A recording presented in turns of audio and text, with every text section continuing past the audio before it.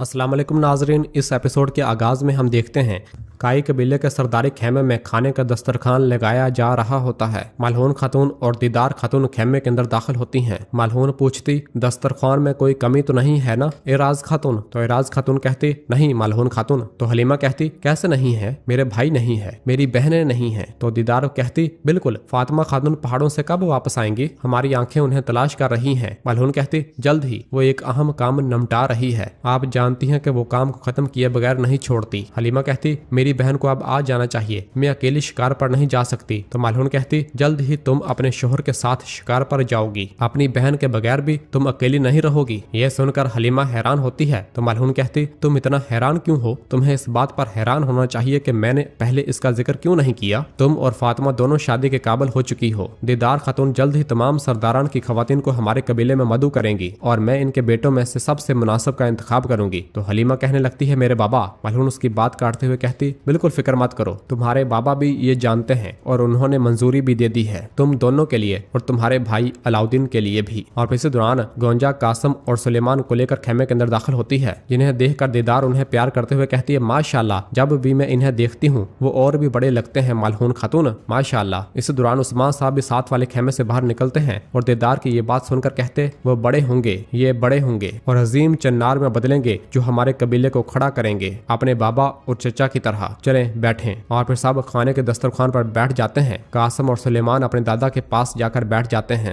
उस्मान साहब जब दस्तरखान पर देखते हैं तो पूछते, नीलोफर कहाँ है? तो गोंजा बताती है, वो उरहान के पास गई है बाबा। और फिर कासम भी अपने दादा से कहता है, दादा हम भी अपने माँ बाप के पास चलते हैं बराए करम। और फिर उस्मान साहब मालहून से पूछते, क्या तुम्हें मालूम था मालहून? मालहून कहती, यकीनन था। और फिर उस्मान साहब अपने पोतों से कहते, तुम अगली बार जरूर जाना। तो कासम कहता, दादा क्या मेरे बाबा को शिकस्त हुई है? उस्मान साहब कहते, तो क्या हुआ, मुझे भी शिकस्त हुई और वो भी बहुत बार। तो सुलेमान कहता, जब शिकस्त होती है तो क्या होता है दादा? उस्मान साहब कहते, तुम और ज्यादा मजबूत बनते हो, मुझे देखो। सुलेमान कहता, लेकिन आप लंगड़ा रहे हो। यह सुनकर उस्मान साहब हंसने लग जाते हैं और उससे प्यार करते हैं। आखिर मालहून एराज खातून से कहती है, कासम और सुलेमान को बावर्ची खाने में ले जाओ, वो देगची से जितना चाहे खा सकते हैं। और फिर दीदार कहती, मैं भी इजाजत चाहूंगी उस्मान साहब, आप बतौर खानदान खाना खाना चाहेंगे। उस्मान साहब कहते, बैठो दीदार खातून बैठो, आप शाहीन शाह की बीवी हैं जो कई सालों तक मेरे साथी रहे हैं। आप मालहून की राजदार हैं, आप खानदान से हैं। हमें बोरसा से फतह की खबर मिली है ताकि ये दस्तरखान और हमारा कबीला पहले की तरह खुशो खरम हो और फिर दावतें होंगी और लोग लुत्फ अंदोज होंगे। तो साहब कहते हैं, इंशाल्लाह हजूर, इंशाल्लाह। उस्मान साहब कहते, नीलोफर वहाँ बिला वजह गई है, बुरहान वैसे भी यहाँ आने वाला है,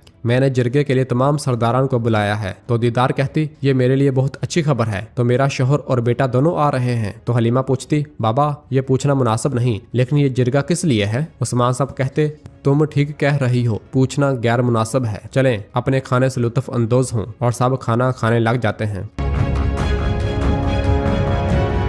जबकि इधर करारगाह में हम देखते हैं कि अलाउद्दीन अपने खेमे में मौजूद कुछ लिख रहा होता है। तो इस दौरान शाहीन साहब इजाजत लेकर खेमे के अंदर दाखिल होते हैं और आकर सलाम करते हैं। तो अलाउद्दीन साहब कहते हैं, वालेकुम सलाम। शाहीन साहब की नजर जब उस कागज पर पड़ती है जिस पर अलाउद्दीन साहब लिख रहे थे, तो अलाउद्दीन साहब कहते, हर रोज चंद सतूर ही सही मैं मुहासरे के दौरान का अहवाल लिखता हूँ ताकि ये मुस्तकबिल में मेरे बच्चों के लिए यादगार और रहनुमा साबित हूँ। तो शाहीन साहब कहते, आज लिखी जाने वाली सतरें सबसे मुश्किल होंगी, हम सब के दिलों में गम की आग भड़क रही है, ज़ाहिर है उस्मान साहब के दिल में भी बगैर किसी हासिल वहसूल के कुरान साहब को खोने का गम, इसलिए वो जिरगा बुलाए हुए हैं। तो अलाउद्दीन साहब कहते, आप क्या कहना चाहते हैं शाहीन साहब? तो शाहीन साहब कहते, ये पेशरफ्त भलाई का पेश खेमा नहीं है अलाउद्दीन साहब। तो अलाउद्दीन कहता, मेरे बाबा जंग और जिरगा दोनों में अपने दिमाग और दिल को हम आहंग करने की महारत रखते हैं, आप तवील अरसे से उनके साथ हैं, मेरे जितना तो आप भी जानते हैं, क्या ये सच नहीं है? तो शाहीन साहब कहते, तुम्हारे भाई को पहली बार शिकस्त हुई है अलाउद्दीन, तुम्हारे बाबा बहादुरी में तुम्हारे भाई पे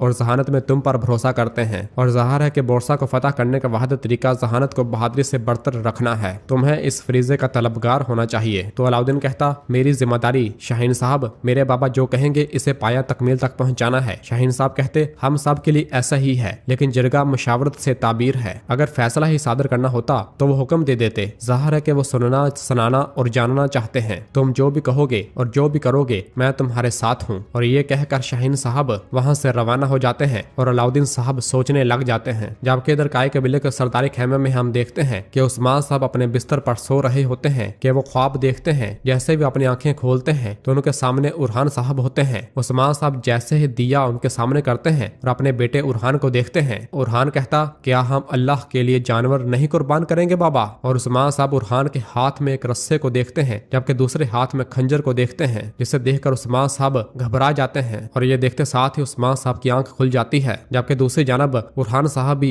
इसी तरह का ख्वाब देखते हैं और दोनों अपने बिस्तर से उठ खड़े होते हैं और निहायत परेशान हो जाते हैं। उधर नीलोफर जब उस उरहान साहब को इस तरह परेशान देखती है तो वो उरहान साहब के पास आती है। जबकि इधर मलहून खातून उस्मान साहब को इस तरह परेशान हालत में देखती है तो वो भागती हुई उस्मान साहब के पास आती है। दोनों अतराफ की खातून अपने शोहरों से ख्वाब पूछती हैं। उरहान बताता है, मैंने एक ख्वाब देखा है। उस्मान साहब बताते हैं, मैंने अपने उरहान को ख्वाब में देखा है मलहून। उरहान बताता है, मेरी गर्दन पे खंजर रखा गया। ये सुनकर नीलोफर बहुत ज्यादा परेशान हो जाती है। जबकि इधर उस्मान साहब मलहून को बताते हैं, मैंने अपने उरहान को पत्थर पर रखा है। मैंने इसकी जानब से दिया गया खंजर ही इसकी गर्दन पर रखा है। जबकि उधर नीलोफर उरहान से पूछती है, क्या खंजर ने काटा? इधर मलहून उस्मान साहब से पूछती है, बताओ उस्मान, क्या तुमने खंजर से काटा? तो उस्मान साहब कहते, हाँ मैंने काटा। उरहान बताता है, हाँ मैं काटा गया। ये सुनकर दोनों अतराफ की खातून बहुत ज्यादा परेशान हो जाती हैं और नीलोफर उरहान को गले से लगा लेती है। और फिर इस दौरान बाहर से सिपाही की आवाज आती है, उरहान साहब का घोड़ा तैयार हो चुका है। तो उरहान नीलोफर से कहता, ये अलादगी का वक्त है नीलोफर, हम दोनों के फरीजे हमारे मुंतजर हैं। नीलोफर कहती, मैं सिर्फ तुम्हारा इंतजार कर रही हूँ। और फिर इसके बाद हम देखते हैं कि उरहान साहब अपने घोड़े पर जबकि नीलोफर अपने घोड़े पर सवार होते हैं और उरहान साहब अपने सिपाहियों को लेकर बंदरगाह की जानब रवाना हो जाते हैं। जबकि नीलोफर वापस काई कबीले की जानब रवाना हो जाती है।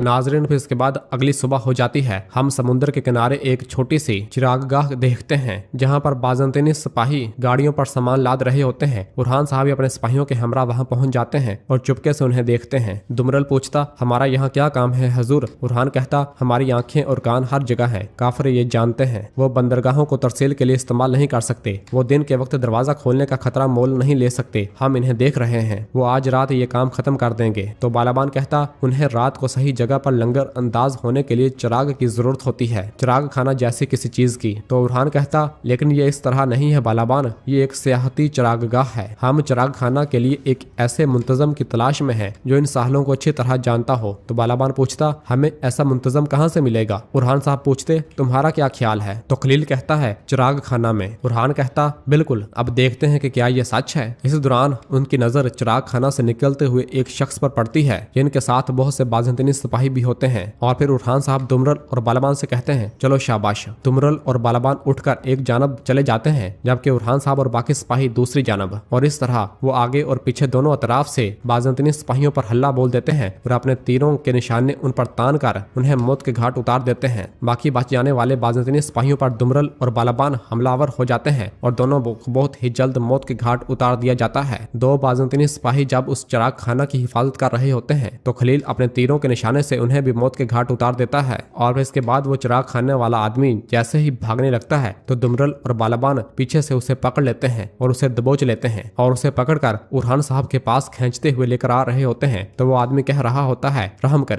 करें, मेरी जान बख्श दें, मैं मासूम हूँ, मैं बेगुनाह हूँ। उरहान साहब कहते, मासूम हो या नहीं ये बात छोड़ो, तुम चिराग खाना के मुंतजम हो या नहीं ये बताओ। तो वो आदमी हाँ में इशारा करता है। उरहान साहब कहते, तुम बंदरगाह के करीब लंगर अंदाज होने वाले बहरी बेड़ों को रास्ता दिखा रहे हो। इस बार वो फौजी इन्हें कहाँ ले जा रहे हैं? हम उन्हें लेकर जाएंगे। तो वो आदमी कहता, मैं नहीं जानता। यह सुनते साथ ही बालाबान और दुमरल जैसे ही उसकी गर्दन पर अपनी तलवार रखते हैं तो वो आदमी डरते हुए कहता, ठीक है, मैं बताता हूँ, मैं बोलूंगा। और नाजरीन, इसी जगह पर एपिसोड खत्म करते हैं। मिलते हैं बहुत जल्द अगली एपिसोड के साथ। वीडियो को लाइक कर दें और जिन दोस्तों ने अभी तक चैनल सब्सक्राइब नहीं किया वो जल्दी से चैनल सब्सक्राइब कर दें और बेल आइकन यानी घंटी वाले निशान को भी प्रेस कर दें ताकि आने वाले एपिसोड्स आपको आसानी मिल सकें। दुआओं में याद रखें। अल्लाह हाफिज।